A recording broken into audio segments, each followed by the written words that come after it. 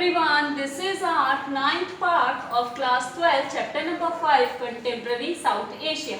In this video we will try to understand the relation between India and the Sri Lanka. As I told you earlier also that in Sri Lanka there is the ethnic conflict is more important. Ethnic, as I told you earlier also, that ethnic means connected with a particular race or the religion, and here that is the Indian Tamils became the ethnic conflict between in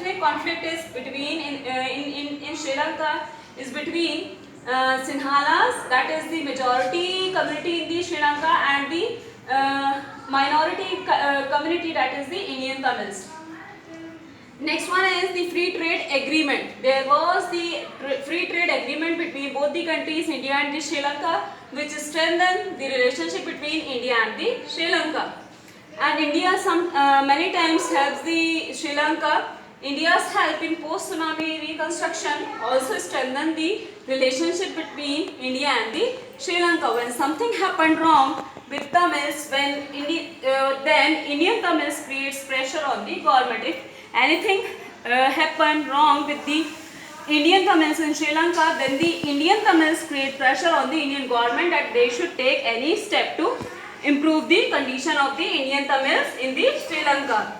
Then this is the important question that which are those countries which negotiate the relationship or negotiate between India and the Sri Lanka. That is the Norway and the Iceland is the country which negotiate between India and the Sri Lanka. If we talk about the present scenario, recently the election has taken place in Sri Lanka, and the Gotabaya Rajpaksa became the president of the Sri Lanka, and it is the major possibility that his elder brother became the prime minister of the Sri Lanka, and their parties SLPP, Sri Lanka People's Party, is basically tend towards the China, which is not good for our Indians perspective.